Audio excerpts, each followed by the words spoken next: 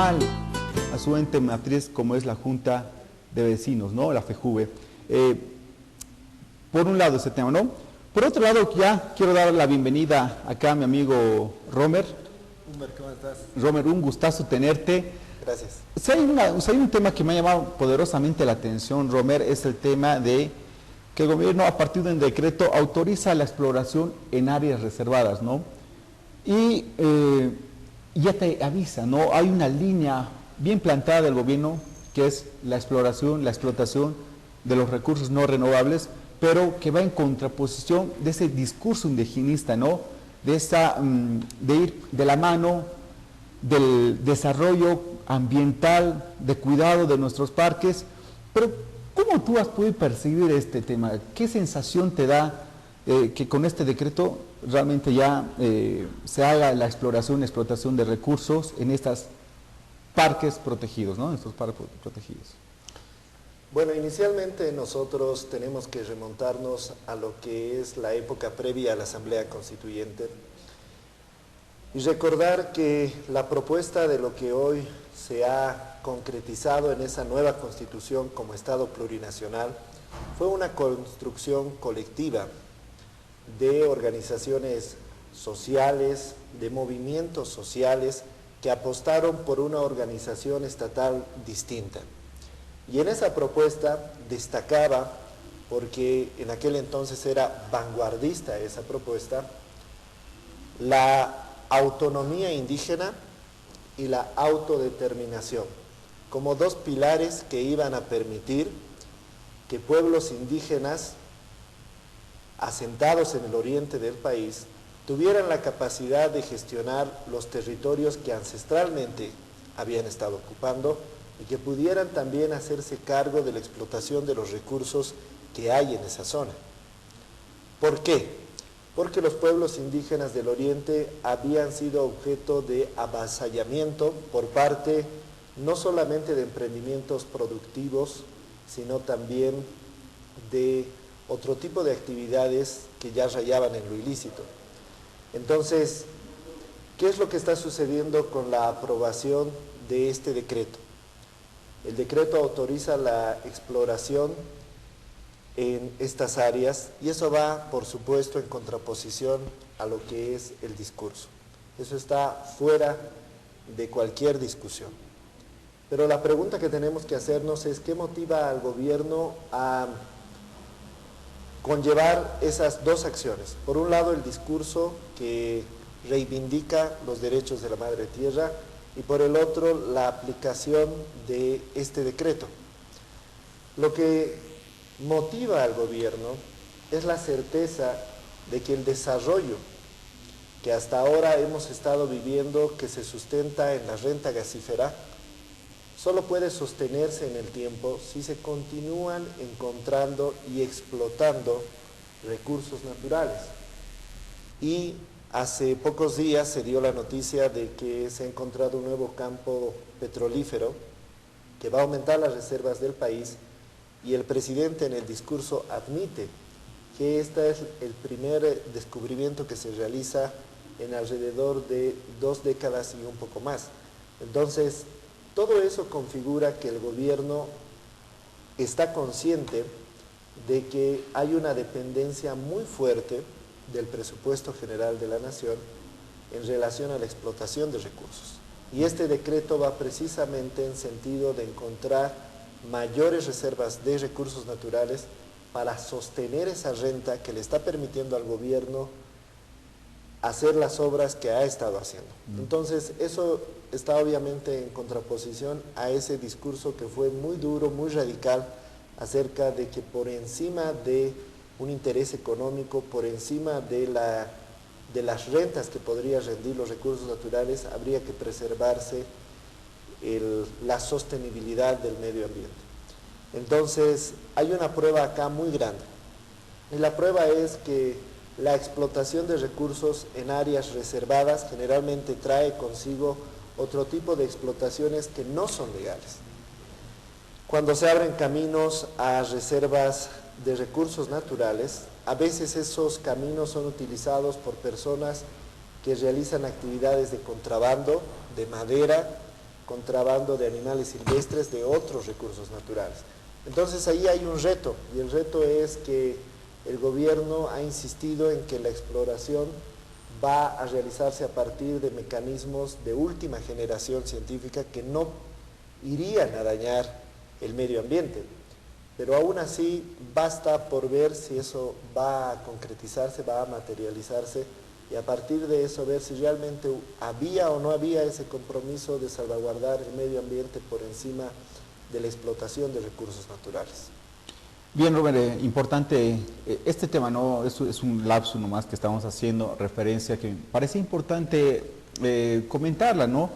Sobre este decreto que autoriza la exploración, la explotación de recursos naturales en parques de reserva, ¿no? Entonces, importante, Romer, la apreciación.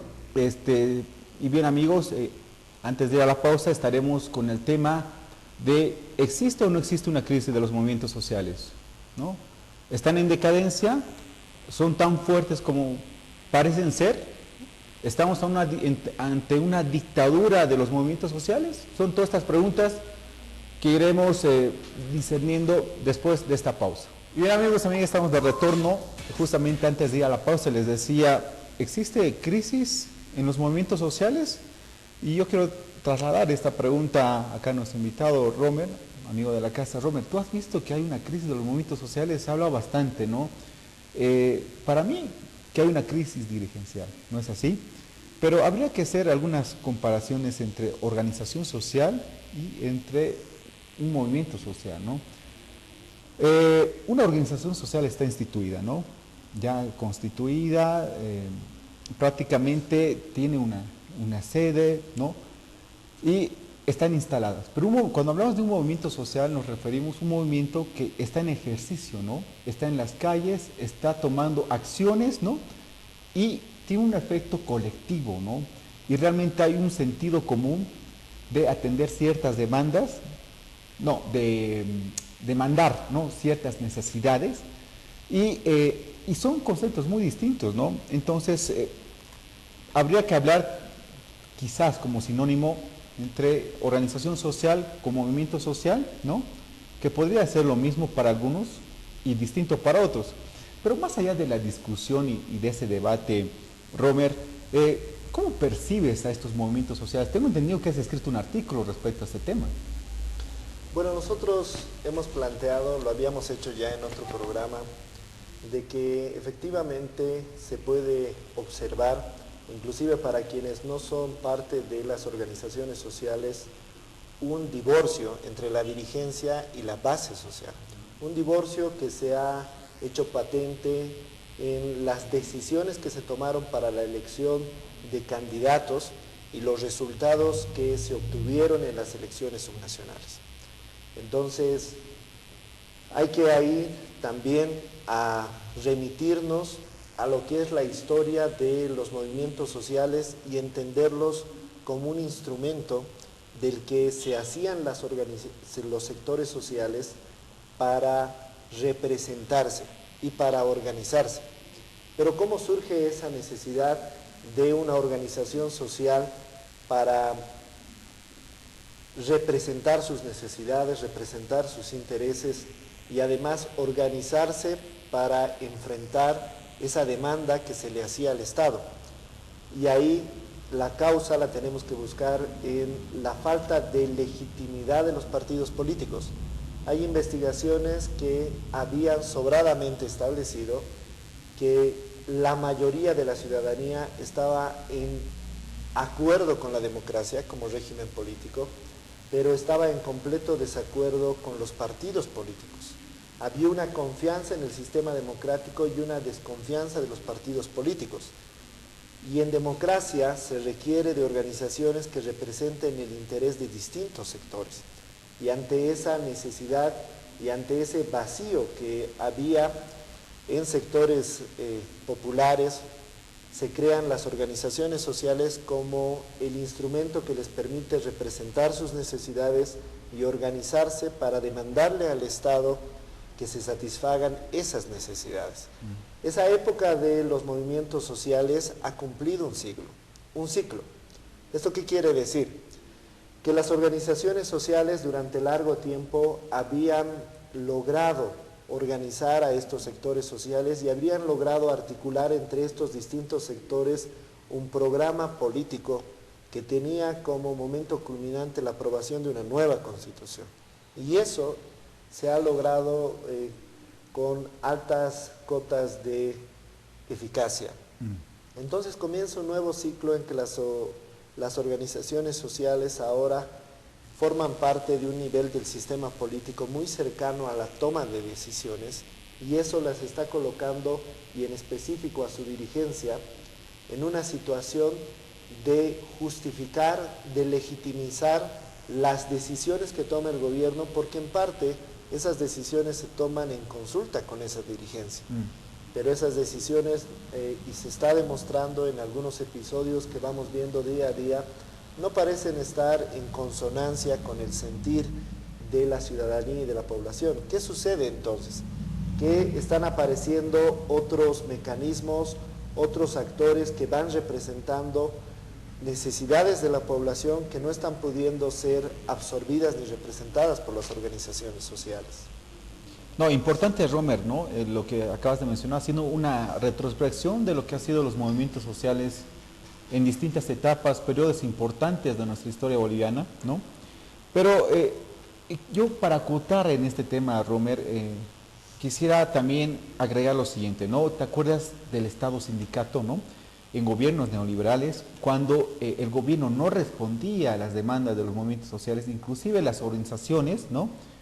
O los sindicatos tenían que construirse caminos ellos mismos, ¿no? O sea, realmente había una articulación magnífica en ese sentido, ¿no? Y vemos que era gente que promovía, era gente que tenía una línea ideológica definida, ¿no? Era una gente humilde, ¿no? Pero de repente hay un quiebre, Romer, ¿no? O sea, después de esas conquistas sociales, de impulsar la nueva constitución política del Estado con más de 100 artículos para los derechos de los pueblos indígenas originarios campesinos, ¿no? Hay un momento de quiebre y donde se monta más los intereses corporativos, ¿no? Intereses por una parte egoístas, intereses por una parte para el beneficio del sindicato en desmedro de la población, ¿no? Casos fueron el tema de Tacobomoro, ¿no? En una área petrolífera donde querían sacarle al Estado, no sé si me acuerdo, la tenía era $500,000, algo así, ¿no? En beneficio de esa organización, ¿no? O el caso también de la mal denominada justicia comunitaria, ¿no? Es decir, que tanto poder se les ha dado con la constitución política del Estado, ¿no? A las organizaciones sociales, que empiezan a tomarse o a adueñarse de espacios, ¿no? De un territorio, ¿no? Y con el nombre de la autodeterminación territorial, ¿no es así? Entonces, ahí pareciera que hubiera un desmonte ahí, ¿no? Y más el caso del fondo indígena, ¿no? Más otros casos, ¿no? Entonces, ¿cómo explicar esto, Romer, ¿no? ¿Dónde está ese desfase de estas organizaciones sociales? Nosotros no tenemos que perder de vista que el presente en determinados momentos nos hace dejar de lado lo que es el pasado, y el pasado es importante porque nos permite ver el recorrido histórico de los sujetos sociales, de los sujetos políticos. Antes de la aprobación de esta nueva constitución, al inicio del siglo XXI, había una idea generalizada en la población acerca de lo que era ser dirigente social. E inclusive en varios sectores de la población, ser dirigente social tenía un poco prestigio social. Había muchas personas que ejercían funciones de dirigentes sociales y que eso no era reivindicado por ellos como algo significativo, como algo que elevara su condición dentro del ejercicio de su ciudadanía. Entonces, en ese momento en el que ser dirigente social no traía consigo ventajas, no traía un prestigio social enorme, en ese momento ser dirigente social implicaba más bien una serie de desventajas y implicaba también de quien quería ser dirigente social un alto compromiso, un compromiso con un sector social, un compromiso con una causa que era transversal para ese sector social. Y en esa época, por supuesto, es un momento creativo, es un momento en que la dirigencia social planteó, con ayuda de otros sectores de la izquierda de Bolivia, proyectos interesantes, proyectos que más adelante van a ser la base sobre la que se construye esta idea de Estado plurinacional. Pero esa época, como ya hemos mencionado, cumple un ciclo. Y es en el momento en que las organizaciones sociales están muy cercanas, sino que están todavía coincidentes con la estructura del partido en función de gobierno, cuando hay una transmutación, cuando hay una mutación de lo que es ser dirigente social. Hoy, ser dirigente social plantea una serie de ventajas, plantea una serie de prerrogativas, plantea un cierto prestigio social, y eso está causando que varios de quienes buscan una dirigencia ya no tengan ese alto compromiso con un sector social, un compromiso con una causa social, sino que tengan un compromiso de tipo personal, de tipo de grupo, y eso está dañando a las organizaciones sociales, está dañando también a la historia que ellas tienen. Haciendo una prospección, ¿qué es lo que podría pasar? Nosotros recordemos que después de la Revolución de 1952, el partido en función de gobierno y con el apoyo de la Central Obrera Boliviana plantean la necesidad de que el sector que se denominaba campesino se organice, y la forma de organización que prácticamente se impone al sector campesino es la forma de organización de sindicato. Pero esos sindicatos que recibían favores del partido en función de gobierno, ese sindicato que no logró con el tiempo representar al sector campesino, y que en determinado momento de nuestra historia se convirtió en un aparato del gobierno que parecía contener las exigencias del sector campesino bajo ese denominativo de pacto militar campesino. Fue una forma de organización que llegó a su fin. Llegó a su fin porque el sector campesino vio que la dirigencia de esos sindicatos estaba cooptada, que estaba funcionalizada al gobierno, que no representaba sus exigencias, y entonces abandonaron esa forma de organización y crearon en un momento creativo lo que fue esa poderosa organización social, que todavía continúa haciéndolo, que es la Central de Trabajadores Campesinos. La CSUTCB nació como respuesta a las deficiencias y a la ilegitimidad de los sindicatos campesinos. Y es lo que va a pasar si las organizaciones sociales no transmutan en reconocer que este nuevo ciclo demanda de que ellos den continuidad a esa esencia de representación, de ser trabajadores de una causa que marca a ese sector social. Va a ser la misma población, van a ser esos mismos sectores quienes van a crear otras formas de organización social distintas que puedan representar sus intereses, sus necesidades, y que organicen la lucha que ellos desenvuelven por satisfacer esas necesidades. Importante, Romer, ¿no? Yo quiero simplemente resaltar lo que dijiste, ¿no? Que esa relación clientelar entre organización social con gobierno siempre la existió, ¿no? Con este y con los anteriores gobiernos, ¿no? Pero antes de ir a la pausa, Romer, vamos a estar hablando acerca de la crisis dirigencial. ¿Qué está pasando con los dirigentes, no? ¿Por qué no son como antes, no? O sea, mucha gente dice, pucha, antes los dirigentes se las llevaba al hombro a las bases sociales. Antes los dirigentes daban la vida por un ideal, por una demanda, por un proceso, ¿no? Y ahora ya no, ¿no? Entonces hay muchos cuestionamientos, ¿no es así? Entonces,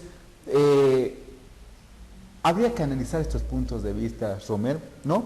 Pero para ser más exacto y preciso, vamos a estar analizando respecto a amigas, qué pasa importante con el tema que estamos alto, Romer. tratando Con Romer, ¿no? analizando, Entonces, ¿no? vamos a algunos pausa y aspectos del por qué existe esta crisis en los movimientos sociales, si efectivamente lo hay, ¿no? Y al parecer, por lo que fuimos desarrollando, hay algunos indicios que sí, que hay una crisis, ¿no? Romer, ¿qué diferencias hayas entre la antigua dirigencia, te hablo de la gloriosa Central Obrera Boliviana, ¿no? Juan Lechín, de la UCB, de los fundadores, ¿no? Te hablo de otras organizaciones más, ¿no? Con esta dirigencia actual, ¿las diferencias realmente son abismales, Romer? La diferencia, más que todo desde el punto de vista mío, tiene que ver con el contexto histórico en el que ellas se desenvuelven. Antes del 2003, el contexto histórico que predominaba era un contexto que podríamos denominar el de las grandes causas, el de las causas de la eliminación de la discriminación, el de las causas de la reforma constitucional para eliminar aquellos sesgos que estaban impidiendo la participación política de sectores mayoritarios, de sectores importantes de la población boliviana. Y ese momento creativo, ese momento de las grandes causas, llega a su momento culminante el año 2010, cuando se aprueba una nueva constitución política del Estado, cuando se da inicio al Estado plurinacional. Y ese momento creativo, ese momento de vanguardia que se hacía desde las organizaciones sociales, es un momento que llegó a su fin, que está llegando a su fin, y eso está planteando otro tipo de situaciones, un nuevo contexto histórico que hace que las dirigencias estén mucho más enfocadas en otro tipo de actividades que buscan objetivos que por supuesto no pueden compararse a esos otros objetivos que denominábamos esos momentos de grandes causas, y eso plantea que veamos notables diferencias entre el ejercicio de una dirigencia y el ejercicio de esas otras dirigencias. En conclusión, podríamos denominar que la diferencia que parece que está marcando diferencias notables entre ambas dirigencias es el de las causas. La actividad política se envilece o se ennoblece de acuerdo a que quien está realizando esa actividad política es alguien que persigue una causa mayor, una causa que hace que esa actividad política sea noble, que hace que esa persona represente un proyecto político que busca una serie de reivindicaciones que buscan el bienestar de un sector social. Y eso absolutamente no puede ser desde ningún punto de vista comparado con lo que es una actividad política que simplemente busca la satisfacción de intereses de personas, la satisfacción de intereses de sectores, que parece ser el horizonte, el objetivo inmediato que algunos dirigentes de algunas organizaciones sociales están persiguiendo. Yo, Romer, simplemente quiero agregar lo que tú decías, ¿no? Que esa dirigencia de antes, estamos hablando antes de que el presidente Evo Morales sea posicionado, tenía un ideal en común, ¿no? Era la construcción de un nuevo Estado, ¿no?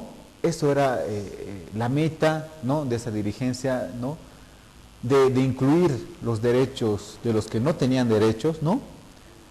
Y había un interés generalizado, ¿no? Y había un interés colectivo, ¿no? Había una unión entre la base social y la dirigencia, ¿no? Había un trabajo conjunto coordinado, ¿no? Ahora, esta dirigencia actual, Romer, como ya ha llegado a su punto culminante con el presidente Evo Morales, y más la instalación, su instalación con la nueva Constitución Política del Estado Plurinacional, ¿no?, ya no avisora un nuevo horizonte. Es decir, ya está hecho, ya está todo hecho. Entonces, ya no hay esa nueva reconstrucción, ¿no?, un nuevo paradigma, un nuevo ideal para ir caminando hacia adelante, ¿no es así? Entonces, lo que prácticamente están haciendo ahora es beneficiarse de esta Constitución Política del Estado que realmente les da, y les da mucho, ¿no?, e instalarse y sacar provecho de eso, ¿no es así? Entonces, ya se olvida de ver nuevos horizontes, ¿no? De ir avanzando más allá, por una parte, ¿no? Ya yendo a la segunda etapa de nuestro análisis, Romer, yo quería preguntarte, ¿cómo has visto el tema de la FEJUVE, ¿no? Ha habido bastantes problemas, ¿no? Hay una crisis institucional de la FEJUVE, ¿no? Yo creo que la FEJUVE siempre va a ser lo que es. Yo creo que la FEJUVE es muy grande, ¿no? Para estar diciendo que hay una crisis, ¿no? La FEJUVE es grande, ¿no? La macana, ¿no? No sé cómo expresarlo. Los defectos que hay están en la dirigencia, ¿no? Una dirigencia que está sacando provecho, ¿no? En desmedro de los vecinos, ha sacado provecho para que tenga prebendas, ¿no? Para que tengan cargos públicos adentro sin trabajar esa antigua dirigencia, ¿no? De la FEJUVE. No sé si estarán, no lo sé, no sé cuál es el panorama actual, pero me imagino que la FEJUVE desde sus bases sociales están con el afán de organizarse nuevamente, ¿no? De que cambien los dirigentes de ahora, ¿no? De que realmente la FEJUVE vuelva a ser esa FEJUVE del pueblo, ¿no? Entonces, hay muchos factores, hombre, pero quiero preguntar a vos, ¿cuáles son tus percepciones que tienes respecto a este tema tan polémico? Considero que la distinción que estamos haciendo nosotros no solamente es correcta, sino que también es necesaria. Un asunto son las organizaciones sociales que han cumplido un rol histórico, son sujetos sociales que han logrado concretizar, que han logrado materializar proyectos importantes. Y otro son los dirigentes, que como tú dices, parece están persiguiendo solamente intereses particulares o de grupo. Entonces, nosotros, a partir de esta distinción, tenemos también que reconocer que no es también la total dirigencia la que está teniendo estos problemas. Hay todavía dirigentes sociales en las organizaciones sociales que están todavía comprometidos con esa función pública que ellos desarrollan. Y eso se lo ha visto en denuncias de algunos dirigentes sociales respecto al mal uso que se dio al fondo indígena. La acusación vino de otros dirigentes sociales, inclusive de organizaciones sociales que participaban en su cúpula más alta en el directorio del fondo indígena. Entonces, hay que hacer este matiz porque es necesario. Hay también dirigentes que tal vez no ocupan altos cargos, pero que todavía desarrollan una función pública orientada al servicio. Tienen una vocación de servicio a la ciudadanía. Lo que ha pasado en la FEJUVE es que quienes han ejercido en los últimos tiempos esta dirigencia máxima de representación de los vecinos de la ciudad del Alto no han tenido como norte un servicio a la población. Ellos han buscado la manera de tener un concubinato con el municipio y a partir de eso recibir una serie de beneficios que se están destapando poco a poco mientras se va desarrollando la nueva gestión de la actual alcaldesa de la ciudad del Alto. Entonces, ahí nosotros podemos tomar este caso en particular para también explicar qué es lo que ha pasado respecto a las causas que dan lugar a esos resultados electorales que han dejado paralizados a varios sectores y a varios miembros también notables de la política nacional. La ciudadanía de El Alto tenía necesidades insatisfechas, necesidades que no eran representadas por su dirigencia, sino que por el contrario, esa dirigencia estaba actuando de una suerte de tope que impedía la organización de los ciudadanos para satisfacer esas necesidades. Y ante esa irrepresentación, ante esa falta de legitimidad de la FEJUVE, la ciudadanía optó entre las opciones políticas por la candidata entonces Soledad Chapetón. Entonces, esto es muy importante porque el mismo presidente en algún momento reconoció que si es que la ciudadanía había votado en contra de la corrupción, no se había equivocado. Entonces, cuando la dirigencia social, la dirigencia de las organizaciones sociales no cumple con esta función de representación, cuando no persigue esa causa que es la satisfacción de necesidades de la ciudadanía, entonces la población, la gente de base busca otras alternativas y lo que ha pasado es que le dio la vuelta a esta dirigencia. Y el elemento que hace que esa aseveración sea acertada es que cuando la FEJUVE convoca a ese paro, la población no lo acata, y no lo acata porque lo que ha pasado con la dirigencia de la FEJUVE es que ellos perseguían objetivos que no estaban en consonancia con las necesidades de la población, y la población, la gente de base, ha decidido ya no apoyar ni acatar las decisiones de esa dirigencia. Hay algo más importante, Romer, respecto a el peso del presidente Evo Morales, ¿no? A las organizaciones sociales las veo muy pasivas ahora, ¿no?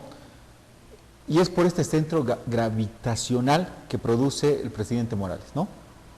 Primera cosa. Segunda cosa, si hacemos una retrospección de lo que han sido los sucesos y la designación la ratificación, perdón, de Edgar Partana como alcalde para el Alto, Romer, descubrimos que el presidente no tenía otra, ¿no? Que el presidente tuvo miedo a estos grupos de poder en el Alto, ¿no? Que le dijeron, ¿sabe qué, presidente? Nosotros ratificamos a Partana, ¿no? Que a nombre de la FEJUVE, de la COR, de la COT, de organizaciones sociales del Alto, es que el presidente dice, está bien, vamos a ratificar a Partana, ¿no? ¿Dónde está el problema, Román? Que el presidente ya no sabe a quién escuchar. El presidente se haya encapsulado a ciertos grupos que dicen tener la representación social cuando no los tienen. Y de alguna otra manera al presidente se le mintió, ¿no? Y el presidente está enceguecido de que esas organizaciones representan al pueblo, y cuando no lo es. Entonces, de alguna u otra manera, como se lo dice en el fútbol, Romer, hay una camada ahí, ¿no? ¿Cómo hacer para que el presidente vaya más allá y vea a nuevos dirigentes, ¿no? Porque siento que el presidente ahora está encerrado en esto del que no puede salir. Ahí ya en esa situación entra otros elementos más de tipo personal.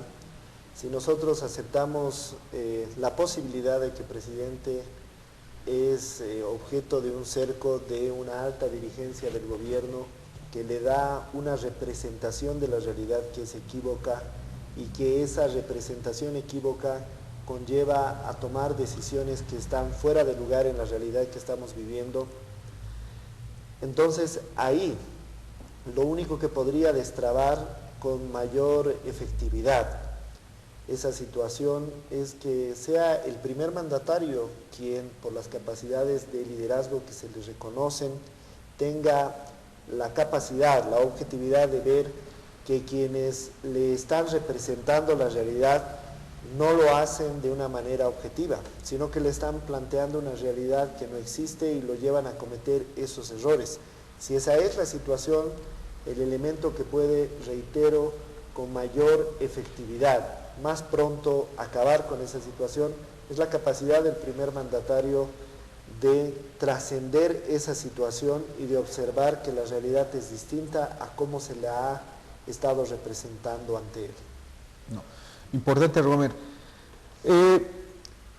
Robert, aquí en esta parte del análisis, ya lo que es a partir de la posición del presidente Morales, ¿no? Y a partir de lo que ha sido la Constitución, e ir avanzando ahora en la última parte del análisis, ¿no? Respecto al vínculo, la relación muy fuerte entre el gobierno, ¿no?, con las organizaciones sociales, ¿no? Esa relación que encara el presidente de las organizaciones sociales, ¿no? Que realmente se ha materializado en él, ¿no? Y que realmente, para mí, que nunca va a haber divorcio en ese sentido, ¿no? Entonces, llega un punto culminante en ese sentido. Entonces, habría que analizar esos aspectos. Después de esta pausa, amigos, amigas, estaremos analizando este tema y iremos con el tema de las conclusiones.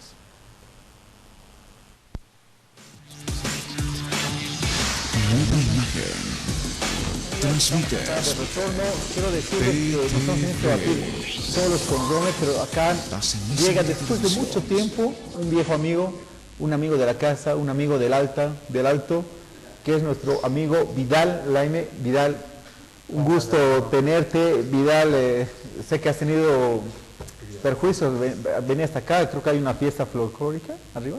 Sí, entonces, no, un placer de tenerte, Vidal. Estábamos hablando acerca de los movimientos sociales, ¿no? Lo que eran antes y después. Entonces, para ir redondeando la idea, Vidal, y sería muy bueno, interesante tu aporte, ¿cuál es la diferencia que existe antes del MAS, antes de constituirse en gobierno del MAS, de los movimientos de las organizaciones sociales, con ahora de estas organizaciones sociales? Bueno, muy buenos días aquí al compañero Humbert, compañero Ronald, gracias, agradecido nuevamente por la invitación. Inicialmente mencionar o decir un Jayaya por el 5523 año nuevo Aymara, año nuevo andino amazónico hoy. Entonces hacer extensivo una felicitación a todos los hermanos que han ido a visitar a todos los sitios arqueológicos y que recuerdan esta fecha importante, ¿no?, para el mundo andino. Bueno, la pregunta que tú haces es muy complicada, es muy profunda, y la dilucidación sobre este punto, me imagino que ustedes ya lo han hecho anteriormente, tiene ciertas características que no pueden resolverse a la ligera. Es decir, hay que hablar sobre este punto en otros, me imagino que se puede hacer eso en otros programas, con el objetivo de extender aún más y ser minucioso en el análisis.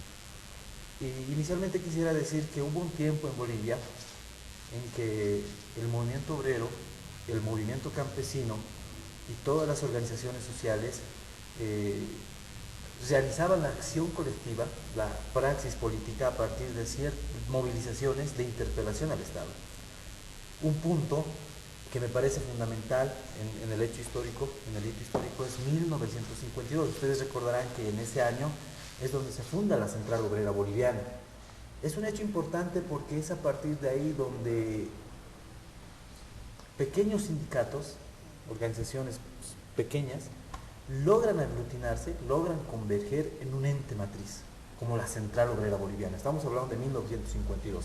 Esto no quiere decir que antes del 52 no había una organización sindical, equivocadamente podríamos aseverar eso, pero lo que quiero manifestar es que antes del 52 habían pequeñas organizaciones que trataban de tener luchas reivindicativas para poder pelear por ciertos derechos sociales. No olvides la Constitución de 1938 que apuntaba precisamente eso cuando se abría el socialismo militar. ¿Qué sucede a partir del 52 en el movimiento obrero? No estamos hablando del movimiento campesino, que es un fenómeno muy distinto. Sucede que a partir de ese momento la Central Obrera Boliviana empieza a hacer un cogobierno, una cogestión con el movimiento nacionalista revolucionario.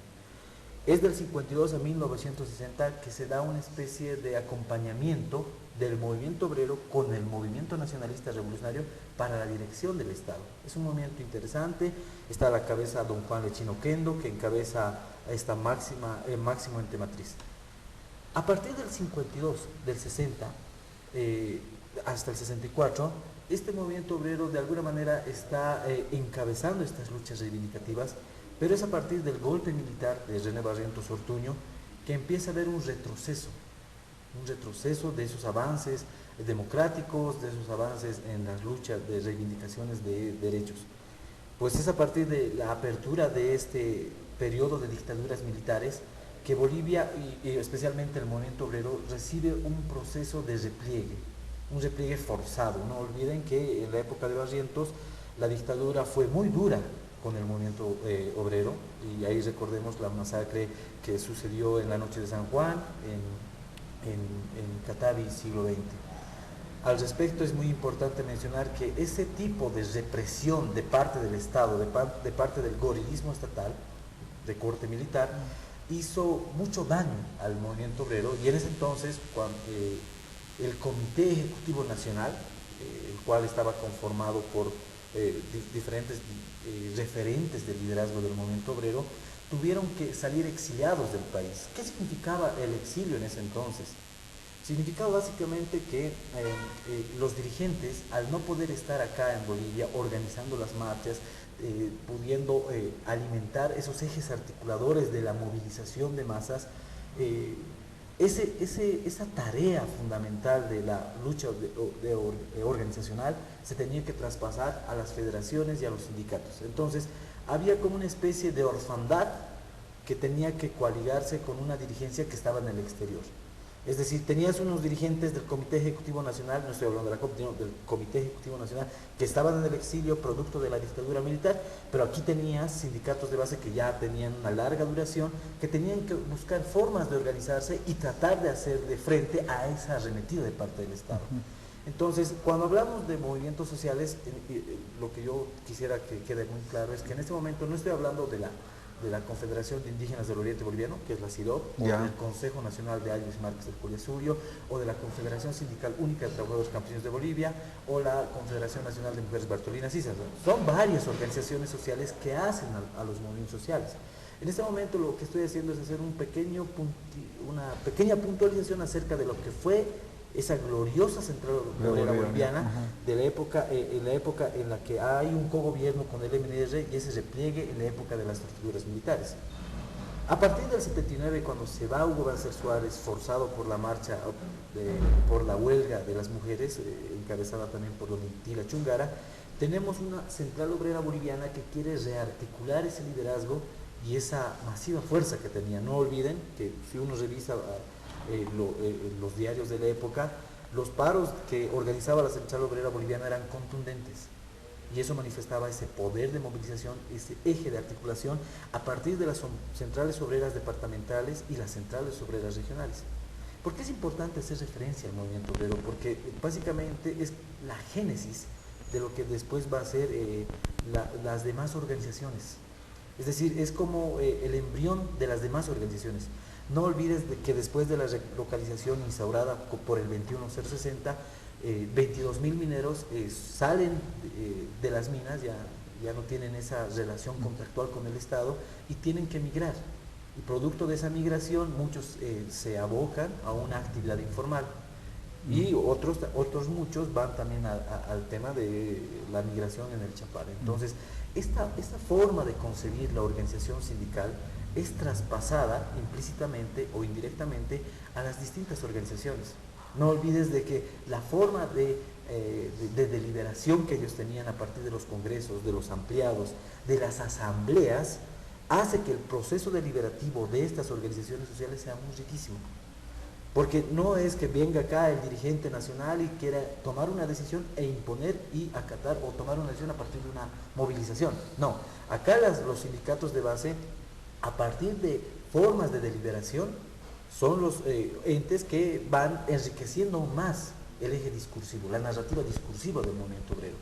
¿Qué sucede en la época del 80 con la Central Obrera Boliviana? Algo que me parece importante y que, bueno, yo te pediría que, como ya está queriendo acabar el tiempo, este tema da para largo, porque tenemos que hablar de la Confederación Sindical de Trabajadores Campesinos de Bolivia, de la CIDOB, hasta llegar al momento épico que fue el 2003, que yo y muchos de nosotros los bolivianos hemos seguido atentamente y de alguna manera hemos aportado nuestro granito de arena. En ese sentido, simplemente decir que el movimiento obrero, y quisiera acabar con esto, en 1985 sufrió una arremetida tan fuerte que de alguna manera ese repliegue forzado volvió a reiterarse, y en la época de los 90 teníamos un movimiento obrero que estaba muy diezmado, muy cuestionado y criticado porque no tenía esa misma égida la cual estaba a la cabeza de don Juan Lichino Kendo, ese líder histórico que sería deshonesto decir que no marcó un punto de inflexión en nuestra historia. Y bien, amigos, se nos acabó el tiempo, lamentablemente simplemente agradecerte, Vidal. Sé que te voy a tener ya más en el programa, sé que ya estás con tiempo y realmente muy contento. Creo que la gente también está muy contenta de volverte a ver después de mucho tiempo, Vidal, ¿no? Agradecerte, muchas gracias, Vidal, para el próximo programa. Gracias. Romer. Esto fue Ciclos, amigos, amigas. Simplemente ingresen a nuestra página www.observatoriobolivia.org, donde podrán acceder a todos nuestros videos y otros videos de temas de coyuntura nacional, temas de interés. Podrán acceder a todos estos videos por YouTube. Gracias por todo, amigos, amigas. Hasta luego.